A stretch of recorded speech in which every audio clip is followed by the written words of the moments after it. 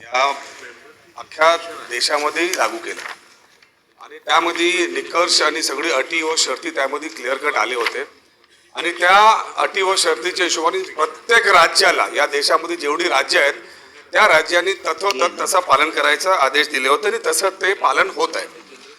अध्यक्ष महोदय, त्यामध्ये जे RTIचा कायदा आल्यानंतर काही लोक सुप्रीम कोर्टमध्ये गेले आणि सुप्रीम कोर्टमध्ये काही अटी व शर्तीवरती त्यांनी चॅलेंज केलं होतं. त्यामध्ये एक होती ते TTEच्या संदर्भात.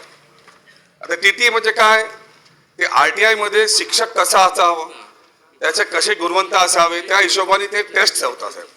अध्यक्ष महोदय, सुप्रीम कोर्टाने त्याच्यावरती एक निकाल दिला. ते जजमेंट मी फक्त वाचून दाखवतोय. ते जजमेंट मध्ये लिहिलेलं आहे, in so far as a service teacher recruited prior to attachment to RTI Act and having more than 5 years to retire are concerned that they will be obligated to qualify the TET within 2 years from the date of order to continue in service. If any of the teacher fails to qualify the TET within the time, then we have allowed they shall have to quit service. They may be compulsory retired. म्हणजे शासनाचे शाळामध्ये शिकवत असणारी 10-15 वर्षाची शिक्षकांना जर हे TTEचा exam 2 वर्षाच्या आत दिलं नाही तर त्यांना तिकडनं रिटायर करा कंपल्सरी, असा सुप्रीम कोर्टने असे आदेश दिले होते. त्याच्यानंतर अध्यक्ष महोदय, मी पॉलिसीवर तो मुंबई महानगरपालिकामध्ये नवीन शाळा बांधण्यासाठी कोट्यानी रुपया महानगरपालिका खर्च करत आहेत आणि खर्च करत असताना एक अडॉप्शन पॉलिसी काढलेली आहे मुंबई महानगरपालिकाने आणि अडॉप्शन पॉलिसी मध्ये क्लिअर कट आहे अ, ब, स आणि ड. त्यामध्ये एक तर पूर्ण त्यांना द्यायचं आहे. दुसरा जे अट आहे की ज्या शाळामध्ये शिक्षक पूर्ण आहेत, ज्या शाळामध्ये मुलं पूर्ण आहेत, त्यामध्ये काही त्यांना करता येत नाही, असे क्लिअर कट पॉलिसी आहे.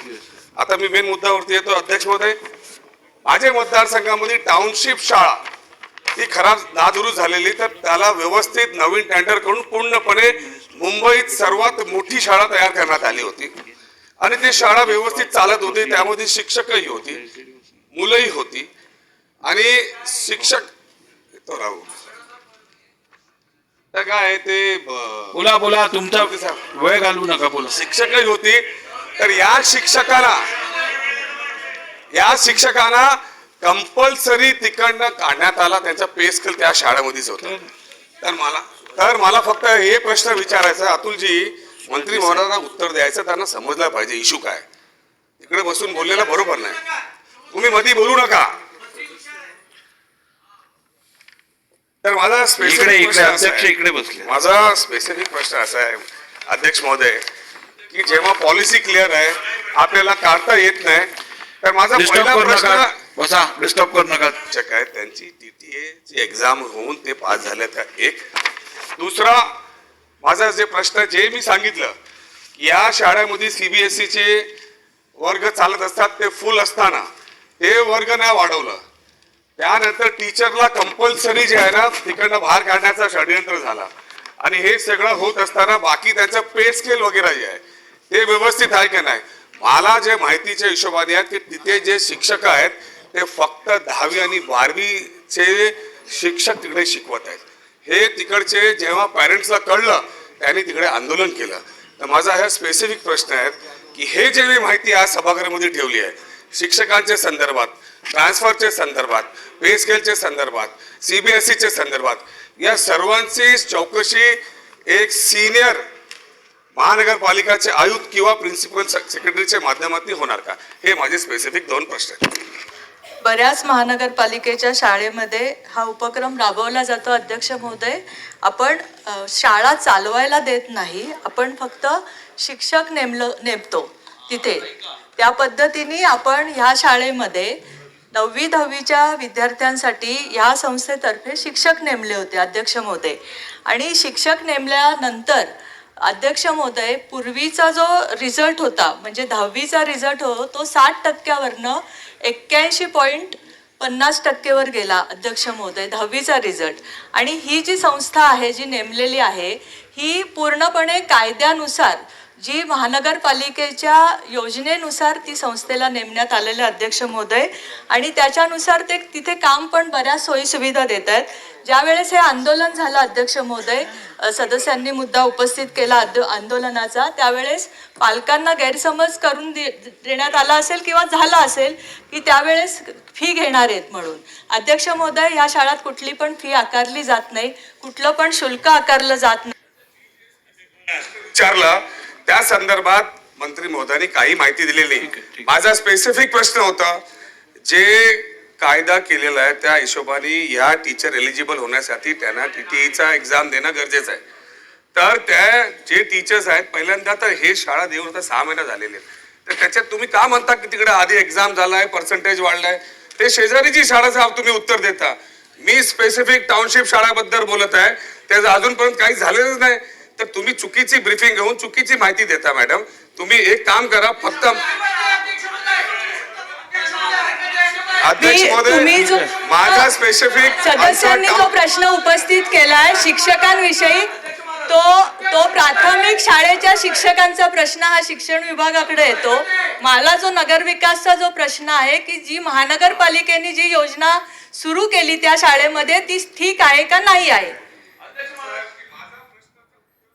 देणार. ठीक आहे. हे माझा कन्सर्न आहे. माझा कन्सर्न हे आहे की जे कायदा आहे त्या कायद्याच्या अनुषंगाने टीचरची भरती झालेली आहे का, हा माझा पहिला. दुसरा, जे पॉलिसी आहे पॉलिसीमध्ये क्लिअर कट आहे, त्या पॉलिसी संदर्भात सांगू. जिथे आपल्याकडे शिक्षक आहेत, जे आपल्याकडे मुलं आहेत महानगरपालिकेचे, तिथे काही अडॉप्शन करता येते. हे 2 प्रश्नाचे त्यांनी उत्तर द्यावं ना मला. ठीक आहे, लोढा साहेब बोला. अध्यक्ष आंदोलन झाला होता त्यावेळी मी पालकमंत्री म्हणून तिथे गेलो होतो. माननीय असलम शेख साहेबांचा जे मूल प्रश्न आहे ते मुंबई महानगरपालिका से शाळाचे खाजगीकरण करण्याचा शासनाने निर्णय घेतला आहे, खरे आहे का, हा त्यांचा मूल प्रश्न आहे. आता ते मूल प्रश्न सोडून ते विचारतात ते ठीक आहे, ते त्यावर बोलत नाही.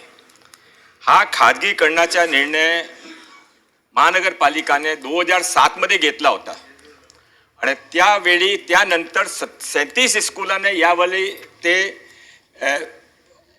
ॲडॉप्शन पॉलिसीमध्ये काय ते त्यांचे अधिकार काही नाही. फक्त शिक्षकचा सर्व खर्चा आणि स्कूल चालवण्याचा सर्व खर्चा हा ते संस्था वहन करते. माननीय अध्यक्ष महोदय, याप्रमाणे 37 स्कूलाने महानगरपालिकामध्ये प्रायव्हेट संस्थाने पुढे आले, त्याने दिली. हा जे स्कूल आहे हे पूर्वी एक फजलानी म्हणून फजलानी ट्रस्ट आहे त्याने दिलेली होती. फजलानी ट्रस्ट कधी एक नाही 6 स्कूल आहे. हा फजलानी ट्रस्टने मुलाचा शिक्षण वर्ग सुरू होता, त्यामध्ये एप्रिलमध्ये एक्झाम होता, फरवरीमध्ये लेटर लिहून पाठवला महानगरपालिकामध्ये की आम्ही या स्कूल चालवणार नाही मिड सेशन. म्हणून ते पेरेंट्स होते ते प्रयास फाउंडेशनकडे गेले. त्याने सांगितलं फजलानीने असा केला, तुम्ही काय करा, फजलानीने समजा. म्हणून ते प्रयास फाउंडेशनने पत्र लिहून ते घेतला. आता माननीय अध्यक्ष महोदय, यानंतर काय झालं मला ते बोला, मला पण बोलू द्या. माननीय अध्यक्ष महोदय, अरे तुमच्या प्रश्नाबद्दल बोलतो ना. माननीय अध्यक्ष महोदय, याने फजलानी चालतो, प्रयास चालत नाही. माननीय अध्यक्ष महोदय, तिथे मालवणीमध्ये काय चाललं सर्वांना माहिती आहे. त्यांच्या नियोजन शाळेवरती आपण शाळेवर. अध्यक्ष महोदय, त्यांच्या या प्रश्नाचा हेतू काय की फजलानी चालेल, प्रयास नको. अध्यक्ष महोदय, 2010 मध्ये सरकारी जमीनवर कब्जा करून त्याने बसवून आला. माननीय अध्यक्ष महोदय, अरे तुम्ही ऐकून घ्या. माननीय अध्यक्ष महोदय, तुमच्या विषयी जे चालला होता तुमच्या विषय धरून होता का, त्यावर ऑब्जेक्शन नाहीये, त्यावर त्यांचे ऑब्जेक्शन नाहीये. माननीय अध्यक्ष महोदय, हा माझा स्पेसिफिक की जे कायदा आहे कायद्याच्या अनुषंगाने जे शिक्षक आपल्याला ठेवायचं आहे त्याला TET एक्झाम पास असलं पाहिजे, हे कायदा आहे. कायद्याच्या हिशोबाने ते टीचर्स आहे की नाही फक्त एवढंच आहे. आणि हे जे मी बोललोय, जे टीचर्सची फोर्सफुली बदली करण्यात आली पॉलिसीमध्ये, अशी हेच नाही, अटच नाही की जिथे आपली मुलं, त्या संदर्भात त्यांनी 2 मला द्यावं ना. ठीक आहे. TET नसणार तर त्यांना रद्द केलं पाहिजे, सिंपल. करतायत तो शिक्षण खात्याचा प्रश्न आहे. दादा भुसेजी इथे उपस्थित आहेत, त्यांनी द्यावं. ठीक आहे, ते आहेत ना, देत आहेत उत्तर. बोला. अध्यक्ष महोदय, उत्तर नको आहे का तुम्हाला? उत्तर नको आहे का? बसा तुम्ही. अरे चला बोला. अध्यक्ष महोदय, सन्माननीय सदस्य महोदय, आपण जो काही मुद्दा या ठिकाणी उपस्थित केलेला आहे, माननीय सर्वोच्च न्यायालयाचे जे काही निर्देश न्यायनिवाडा आहे, आपली जी काही सूचना आहे की आताच्या घडीला तत्कालीन मुंबई महानगरपालिकेच्या माध्यमातून जे काही धोरण आणलं गेलं आणि त्या धोरणाच्या अंतर्गत काही चांगलं कार्य करणाऱ्या संस्थांना मुंबई महानगरपालिकेच्या शाळा अडॉप्ट करायला दिल्या गेल्या, ही वस्तुस्थिती आहे. आणि म्हणून ज्या प्रयास संस्थेच्या संदर्भामध्ये तुम्ही माननीय सर्वोच्च न्यायालयाच्या न्यायनिवाड्याच्या संदर्भामध्ये उल्लेख केलेला आहे, निश्चितपणे ते तपासून घेतलं जाईल आणि त्याच्या सोबतच तोच न्यायनिवाडा फजलानीलाही लागू होणार आहे. आणि म्हणून या सर्वांचा या नियमाप्रमाणे त्या ठिकाणी एक बैठक घेऊन त्याची तपासणी केली चलो जाईल. अमीन पटेल जी बोला. 2007 के अंदर पॉलिसी के तहत अडॉप्शन का पॉलिसी लाया गया, 36-37 स्कूल को अडॉप्शन किया गया. अध्यक्ष महोदय, मैं अडॉप्शन पॉलिसी के खिलाफ नहीं हूं. मैं अडॉप्शन पॉलिसी के खिलाफ नहीं हूं. मेरे मतदार संघ में JR1 में JR2 में जो अच्छे स्कूल है, जो चलते हैं, जिसका रिजल्ट अच्छा आता है, वो अडॉप्शन पे होना चाहिए. जो स्कूल आज मेरे ही मतदार संघ में एक स्कूल है जिसके अंदर मैं 4 दिन पहले विजिट किया हूं, मेरे इंस्टाग्राम पे उसका वीडियो है. अध्यक्ष महोदय, 25 बच्चे एक क्लास में हैं. तीसरी मर्तबा जाने के बाद में भी उस क्लास में सिर्फ 11 बच्चे थे. ऐसे जो स्कूल अडॉप्शन पे दिए गए हैं उसके ऊपर कार्रवाई होगी कि नहीं? जहां पर ट्रस्ट लोगों से पैसा लेके लोगों के पैसे को गुमराह करता है, ऐसे स्ट्रीट का जो उंदरिया नाम देता हूं मैं, उंदरिया स्ट्रीट स्कूल, जिसके अंदर 50% बच्चे हर वक्त रहते हैं, ऐसा कोई कार्रवाई होगा कि नहीं? दूसरा प्रश्न ये मैडम, कुछ दिनों पहले टेंडर बुला करके 5 प्लॉट आपने या उत्तर में महापालिकेच्या विद्यार्थ्यांना चालू किया शिक्षणाचा स्तर वरती आणण्यासाठी अध्यक्ष महोदय, अध्यक्ष महोदय तुम्ही संरक्षण द्या. अहो असं कसं चालणार? ते बोलतायत त्याच्यात मध्ये तुम्ही असं.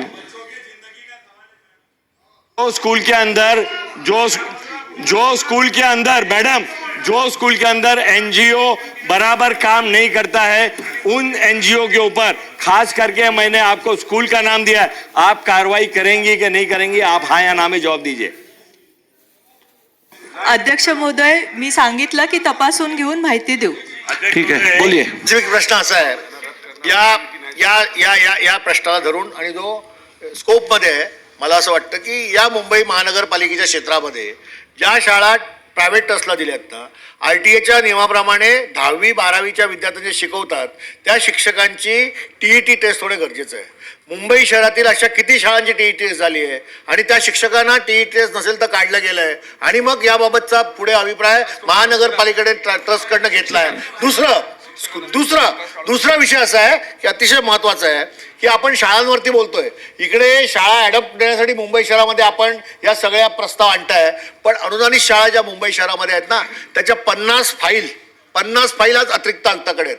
एक अतिरिक्त आयुक्त सहानी नावाचे अतिरिक्त आयुक्त आहेत. 3 महिने ती फाईल त्यांच्या टेबलावर आहे. आता त्यांची बदली झाली, 3 महिने त्यांच्या टेबलावर फाईल आहेत. सतत सातत्याने कोणी केली माहित नाही, कशासाठी केली माहित नाही, पण त्यांची बदली झाली. आता आणखी किती महिने त्या फाईल ठेवणार आहात? सगळ्या मराठी माध्यमाच्या, हिंदी माध्यमाच्या शाळा यावरती निर्णय आपण निर्देश द्यावरून की ह्या फाईल लगेच तात्काळ क्लिअर करा. अनुदानित शाळेच्या फाईल आहेत.